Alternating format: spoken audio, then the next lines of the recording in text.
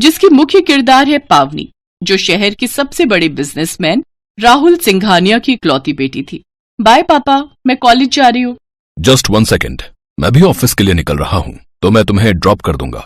Thanks papa, but I am getting late. आप आराम से नाश्ता कीजिए, मैं निकल रही हूँ। अरे रुको ना बेटा, मैं आ तो रहा हूँ। पावनी के पापा राहुल ने अपने हाथ में सैंडविच लिया और वो पावनी के साथ जाकर कार में बैठ गए। ड्राइवर, पहले कॉलेज ले चलो, पावनी को ड्रॉप करके फिर ऑफिस चलना। हाँ पावनी, और बताओ कैसा चल रहा है कॉलेज में? फर्स्ट क्लास पापा। बेटा, मुझे समझ नहीं आता कि शहर के इतने बढ़िया बढ़िया कॉलेज छोड़कर तुमने उस टीचर कॉलेज को क्यों चुना? पापा, भले ही मेरा कॉलेज सरकारी है, लेकिन वहाँ के टीचर्स सबसे बेस्ट हैं। आपके सो कॉल्ड बढ़िया कॉलेजेस में फैसिलिटीज तो बहुत हैं, पर वहाँ के टीचर्स, उन्हें सिर्फ अपनी सैलरी से मतलब होता है, स्टूडेंट से नहीं। अब श्याम भैया, बस यहीं रोक दो। यहाँ क्यों? कॉलेज तो अभी आगे है ना? नहीं पापा, मेरे फ्रेंड्स बाहर ही खड़े होंगे और मैं उनके सामने आपकी इस महंगी गाड़ी से नहीं उतरना चाहती। इतना कहकर पावनी गाड़ी से उतर गई और फिर सर, पावनी मैडम कितनी समझदार है ना। हाँ, आखिर बेटी किसकी है? वो नहीं चाहती कि किसी को मालूम चले कि वो कितने अमीर बाप की बेटी है। ठीक तो है, सब उसके बारे में जान जाएंगे तो ये गरीब फटीचर लोग भीख मांग मांग कर उसे परेशान कर देंगे। ड्राइवर श्याम राहुल की बात सुनकर बस मुस्कुरा दिया। वो पावनी को उसके बचपन से जानता था। वो समझता था कि पावनी असल में अपने दोस्तों के सामने अपने पापा के पैसों का दिखावा नहीं करना चाहती। असल में लोगों को लेकर पावनी और उसके पिता की सोच में काफी अंतर था। उधर कॉलेज में। हाँ जी मैडम, कहाँ रह गई थी? सॉरी, वो तुम्हें तो पता है ना, इस शहर में बसों में कितनी भीड़ रहती है। चिंता मत करो, शादी के बाद मैं तुम्हें हर जगह अपनी बाइक पर ले चलूंगा, फिर तुम्हें बसों के धक्के नहीं खाने पड़ेंगे। अच्छा जी, और ये बाइक कहाँ से आएगी? मेरे घर से नहीं मिलने वाला कोई दहेज वहेज, अभी से बता रही हूँ, समझे? मुझे कुछ चाहिए भी नहीं सिवाय तुम्हारे। मैंने पूरी प्लानिंग कर रखी है। गांव में अपना एक छोटा सा खेत है, खेती का काम अब पापा के बस का रहा नहीं, तो उसी जमीन को बेचकर एक बाइक लूंगा और एक छोटी सी दुकान खरीद लूंगा। कहाँ? इसी शहर में क्या? हो मैडम हो, इतना रईस नहीं हूं मैं। खुद को पूरा बेच भी दूंगा ना, तब भी यहाँ दुकान नहीं खरीद पाऊंगा।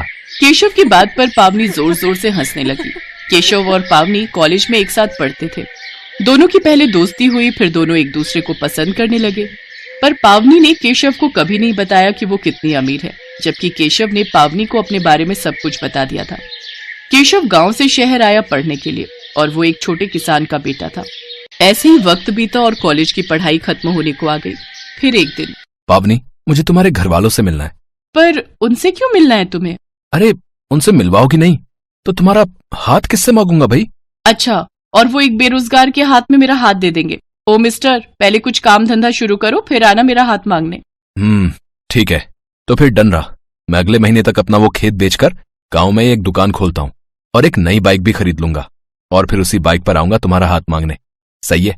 तुम्हारे घर वालों पर भी तो इम्प्रेशन जमना चाहिए कि लड़का पैसे वाला है भाई। केशव की बात सुनकर पावनी मुस्कुरा दी। कुछ दिन और बीत गए। एक दिन पावनी ने हिम्मत करके अपने पापा राहुल सिंघानिया को केशव के बारे में बता ही दिया। केशव की आर्थिक स्थिति के बारे में जानकर राहुल का पारा 7वें आसमान पर चढ़ गया। क्या कहा तुमने? किसान का बेटा? और वो खुद क्या करता है? पापा, वो गांव में उसकी दुकान है। गांव में? बेटी, आर यू गॉन मैड? कैसे रहोगी तुम उस फटीचर के साथ? राहुल सिंघानिया की बेटी एक गांव में गोबर और कीचड़ के बीच रहेगी क्या? पापा प्लीज, आप समझने की कोशिश कीजिए। आई लव हिम और मैं उसके बिना। शट अप पावनी। अरे अपना नहीं तो कम से कम मेरे स्टेटस के बारे में तो सोचो।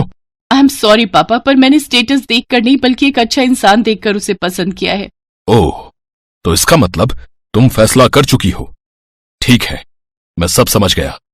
तुमने इंसान देखकर प्यार किया और उसने तुम्हारा पैसा देखकर। मैं उसे एक फूटी कौड़ी नहीं देने वाला। ये बात कान खोलकर सुन लो तुम। पापा, उसे तो पता ही नहीं है कि आप मेरे पापा हो और ना ही उसे आपसे कोई दहेज चाहिए। दहेज तो बहुत दूर की बात है। मैं तो उस फटीचर की शक्ल भी नहीं देखना चाहता। ये बात कहकर राहुल सिंघानिया वहां से चले गए और पावनी को समझ आ गया कि केशव से उसकी शादी उसके पिता की मर्जी से तो कभी नहीं हो सकती। अब पावनी के पास और कोई चारा नहीं था। उसने अपना थोड़ा बहुत सामान लिया और सीधे केशव के पास चली गई। केशव अपनी नई बाइक लेकर आया था। इसके बाद पावनी ने हिम्मत करके केशव को सब कुछ बता दिया। केशव फौरन पावनी को अपने साथ एक मंदिर लेकर गया और वहां दोनों ने शादी कर ली। शादी भले ही बहुत सादगी से हुई थी, लेकिन इस शादी से पावनी और केशव दोनों बहुत खुश थे। फिर एक दिन, क्या हुआ? इतना परेशान क्यों हो? पावनी, मैं कुछ बड़ा करना चाहता था। इतनी पढ़ाई लिखाई का क्या फायदा? यहाँ गांव में रहकर मैं अपना टैलेंट वेस्ट कर रहा हूँ। ऐसा क्यों सोच रहे हो? अगर हम शहर चले गए तो पापा जी का ख्याल कौन रखेगा? पावनी की समझदारी भरी बातें सुनकर केशव को बहुत अच्छा लगा। दरअसल केशव के पापा की तबीयत काफी खराब रहती थी, इसलिए केशव उन्हें छोड़कर शहर नहीं जा सकता था। फिर एक दिन जब केशव और पावनी बाइक से कहीं जा रहे थे, तब रास्ते में ही केशव की बाइक खराब हो गई और फिर शिट, ये क्या हो गया यार? अब तो फंस गए। कोई बात नहीं, आसपास कोई बाइक रिपेयरिंग की दुकान होगी ना, चलो देखते हैं। अरे नहीं बाबा, यहाँ कम से कम 20 किलोमीटर तक कोई बाइक की दुकान नहीं है। केशव की बात सुनकर पावनी दुखी भी थी और हैरान भी। हैरान इसलिए कि इतनी बड़ी आबादी और हाईवे होने के बावजूद वहाँ कोई बाइक रिपेयर की दुकान नहीं थी। किसी तरह वो दोनों रात को अपने घर पहुँचे और अगली ही सुबह पावनी तैयार होकर बिना किसी से कुछ कहे शहर के लिए निकल गई। जब केशव को पावनी घर में नहीं दिखी तो उसने उसे फोन किया। पावनी, कहाँ हो तुम? सॉरी केशव, तुम सो रहे थे तो मैंने तुम्हें उठाया नहीं। मैं शहर आई हूँ किसी काम से, शाम को आकर सारी बात बताती हूँ। पावनी एक बहुत बड़ा कदम उठाने जा रही थी। दरअसल केशव का जन्मदिन आ रहा था और पावनी उसके जन्मदिन पर उसे एक बड़ा तोहफा देना चाहती थी। वो अपने पापा के ड्राइवर श्याम से जाकर मिली। अंकल नमस्ते, कैसे हो आप? अरे पावनी मैडम, मैं ठीक हूँ, आप कैसे हो? श्याम कई सालों से राहुल का ड्राइवर था और गाड़ी और रिपेयरिंग के बारे में उसे अच्छी खासी जानकारी थी। पावनी उसकी बहुत इज्जत करती थी और श्याम भी पावनी को बहुत मानता था। वो पावनी की मदद करने के लिए फौरन तैयार हो गया। श्याम से मिलने के बाद पावनी सीधे बैंक गई और वहां एक फाइल दिखाकर उसने लोन पास करा लिया। वो फाइल बिजनेस लोन के लिए थी और बैंक को पावनी का आइडिया पसंद आया था। शाम को जब पावनी घर लौटी तो वो एक छोटे से ट्रक में सवार थी। पावनी, अब ये सब क्या है? और ये ट्रक? हाँ, मैं इस ट्रक में हमारी खुशियाँ और तुम्हारा बर्थडे गिफ्ट लेकर आई हूँ। जैसे ही ट्रक वाले ने ट्रक का गेट खोला तो दिखाई दिया कि पूरा ट्रक छोटी बड़ी कई सारी पेटियों से भरा पड़ा था, जिनमें बाइक रिपेयरिंग के लिए जरूरी हर सामान मौजूद था। केशव को कुछ समझ नहीं आ रहा था। तभी पावनी ने आगे बढ़कर केशव को गले से लगाया और चहकते हुए कहा, हैप्पी बर्थडे मिस्टर। पावनी ने न सिर्फ पूरे गांव की एक बड़ी परेशानी का हल ढूंढ निकाला था, बल्कि केशव को उसके गांव में रहकर ही अच्छी कमाई करने का एक बढ़िया मौका भी दे दिया था। ठीक एक हफ्ते बाद केशव के ऑटो सर्विस सेंटर का उद्घाटन बड़ी धूमधाम से हुआ। सब लोग पावनी और केशव के लिए तालियां बजा रहे थे और केशव आंखों में आंसू लिए बस पावनी को देखे जा रहा था।